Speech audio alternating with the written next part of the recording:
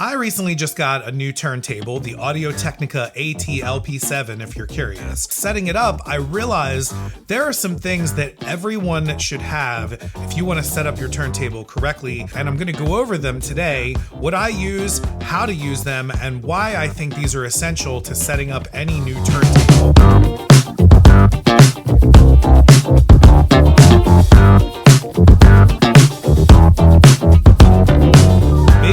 Like me, and for years you never did any of these adjustments, and only just now you might be getting into some of these or trying some of them. This video is for you. Please take a minute to subscribe while you watch. All of these items are ones that I use personally, and I'm recommending them because they work well for me, and they did in this setup of this new turntable.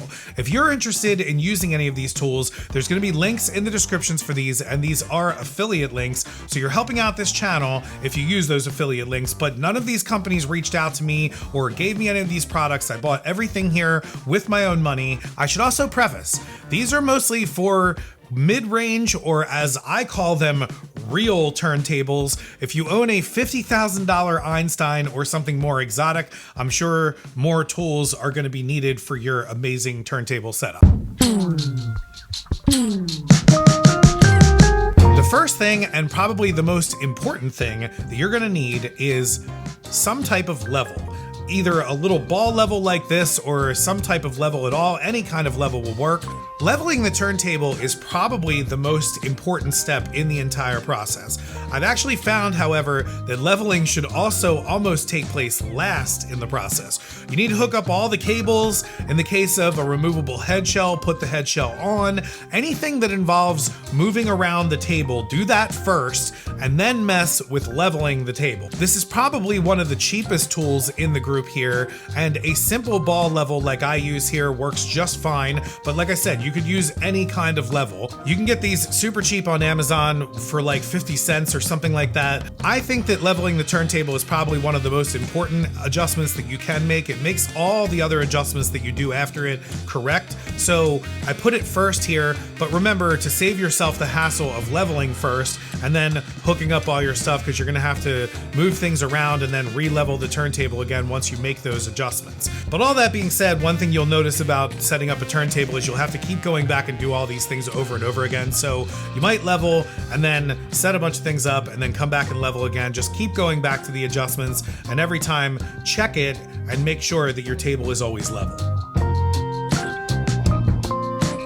The next great tool to have, but again is technically not necessary, is a digital gram scale. Now with this, you can precisely measure the exact tracking force that your cartridge and tone arm is applying to your records. I say this isn't needed because technically, if you set the tone arm correctly and the tone arm is precise on your table, it will be the correct tracking force. But this lets you double check that to make sure that it's precise, because the measurements that you have on any tone arm or manual turntable are basically only relative to the setups that you're doing and the balances that you're making. So if you really want to make sure that you're doing this correctly, getting one of these is really the only way to make sure that your tracking force is exact. Again, after you have your table leveled, you want to go back to the tone arm and make sure that your weight is correct for your cartridge. To do this, you zero out the tone arm by getting it to a floating position, and then zero out the calibrator that's on your tone arm. Usually this is a separate knob. Oh, separate knob. Yes, separate knob. Why separate knob? Why separate knob? That turns independently of the actual weight on the tone arm. After the calibrator is set to 0, you then move the weight and the number to the correct gram that you need on your cartridge. This should always be exact to your cartridge. I don't think you should ever change this to try to get a better sound. That's not exactly how it works. One really nice feature about this particular gram scale, as you can see here, it has a lower profile on it so that when you lay it on your turntable and you bring your stylus over it, you don't have to raise it up to this height. It's now down to this height here, which is actually really, really convenient. It also comes with a nice 5 gram weight so that you can tare it to 0 and make sure that your weight is exactly to 5 grams to make sure that your scale is correct when you're trying to get the exact measurement for the tracking force on your cartridge. I have tried using other digital scales that didn't have a lower profile like this, and it actually gave me incorrect measurements with my cartridge. So be sure to find one with a low profile like this to be sure that you don't have to compensate for the height. Again, the link for this one is in the description below. This is another one that I actually should have mentioned first, so multiple firsts in this one, and I'm not just doing my best mime impressions here, but gloves are actually really helpful when handling a brand new turntable. Cotton gloves like these allow for no fingerprints or oils or sweat to get onto your turntables when you're crawling around your stereo and trying to hook everything up and getting all stressed out because nothing's working. Again, not essential, but extremely cheap and useful, so why not have them? Some turntables even include them, like the Fluence RT85. It actually came with a nice pair of thin cotton gloves. I would not use these while making any of your fine adjustments to the cartridge or things like that, but anywhere that you don't want oil or fingerprints, they are very valuable. You can get them super cheap on Amazon. Again, you could toss them right after you use them, or you could rewash them. I don't know how many times I would rewash them because they probably would start getting linty, and they're so cheap, so you might as well just use them.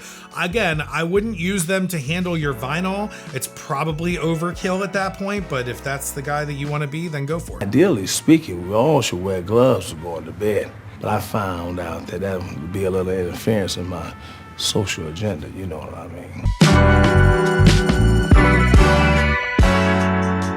The next tool that is essential to have is a cartridge protractor. Now we're getting scientific. This is a very good tool to have. These make for aligning your cartridge correctly, easy, and they are safe for your cartridge. You need to align your cartridge correctly to make sure that it tracks the grooves right.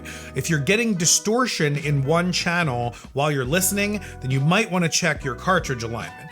You will need to loosen the screws on the head shell to take care of this. Also, there are different alignment measurements depending on your cartridge. Ortofon, for example, uses the 2 0 points bare walled alignment, and since I use that cartridge, this is the protractor that I would use on it. It has 2 measurements for that. Ortofon actually makes an alignment tool for specifically their cartridges as well that I'll link in the description. There are other cartridge alignment points out there that you could measure to. One that starts with an L that I'm not really sure how to pronounce. The other is called the Stevens one. You may need those depending on your cartridge or your setup, so check your cartridge manufacturer to see what kind of point measurement they use. It's basically measuring the 2 points here on the turntable that your tone arm is going to come across the turntable and actually hit to a perfect measurement where it shouldn't be riding either side of the grooves at all. So it also gives you these grids here and a mirror so that you can easily look down and see and line up your cartridge with the grid to make sure that your cartridge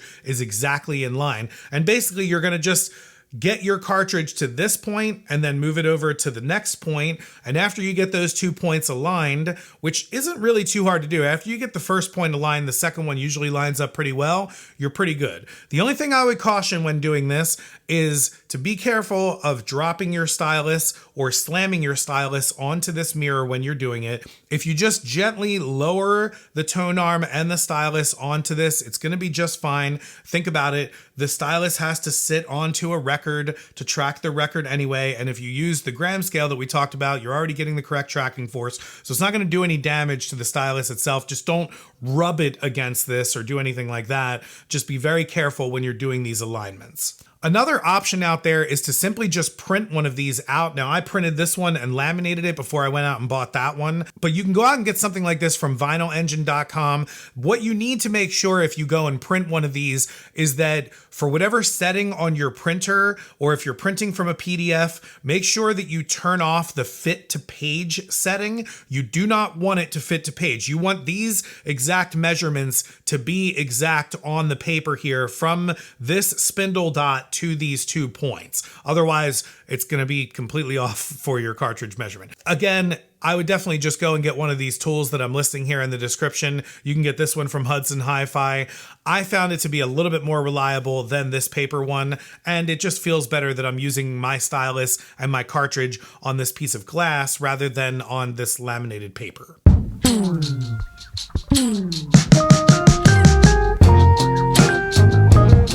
last tool is one of the most recent ones that I've picked up and started learning how to use, so I would say that since I haven't used it in 20 years, it's probably not totally necessary, but the new table I got, I specifically bought to make this adjustment. I wanted to be able to adjust the vertical tracking angle, or the VTA. This can be crucial for certain kinds of cartridges, specifically like the Ortofon 2M Black or other Shibata styluses, which I'm very interested in trying out. So this tool allows you to make sure that your tone arm is set correctly and parallel, and to do this, you do need a record on the table. I have a test record that I use that's 180 grams. The thickness of the record can slightly affect this measurement.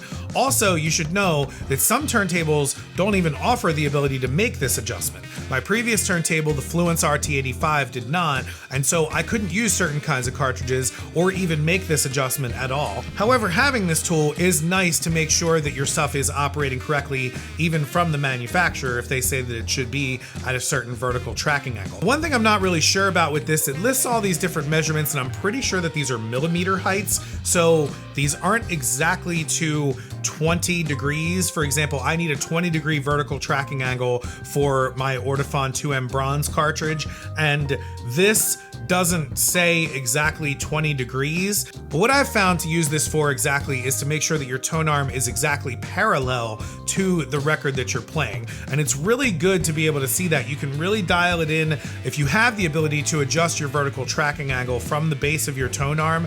This tool really does help with that. Also, it provides you a grid in the front here too that allows you to check the front of your cartridge as well. So if you do have tone arms or other adjustment head shells that could make even more finer adjustments, you can use this for other things as well. This one is a pretty cheap one that I've used that I'm recommending from Amazon, but they do make some really high-end ones out there. Again, if you've got like a $50,000 turntable or something like that, you probably don't want to use a $12 azimuth. But again, the tool is probably accurate, so you probably would get an accurate measurement from this as well. There are other tools out there like a test record or a tracking record that can actually show the correct speeds of the table or help with your anti-skate, but I don't think that you're supposed to set the anti-skate on a blank record. I think it's better to actually do in the real grooves of an actual record. I personally don't and have never really had any problems with anti-skate issues. Those mats and some direct drive turntables also have strobes that can show the correct speeds of the table to double check your 33 or your 45 speed, but you can also download a free app on your phone to do this and check it. But if your table doesn't allow you to adjust these things, you're really just, again, checking the manufacturer, and usually they're pretty correct out of the box. At least most of the ones that I've checked are. It's not until you're dealing with a really old turntable or a vintage one that you might run into some issues with speeds. Hopefully something here helped you out while setting up your new turntable. Again, don't feel like you need to have scientific methods to get this stuff accomplished. I know it can be very intimidating or confusing, but these tools are meant to give you an aid with that. They're meant to help you double check what you already did, and so it's kind of like a ruler or a basic measurement or something like that to make sure that your line is exact. Let me know if you have other tools that you use, or if you think that any of these don't work at all, or if I'm using them incorrectly. Again, I only really started refining my system a few years ago and paying attention to any of this stuff in the last few years of my collecting. I've been much more focused on the actual music, which you should be as well. If you like this video, you might like some others on this channel, like these ones here about other record accessories, or if you're just interested in some awesome vinyl, check out these videos here. I will see you guys on the next one.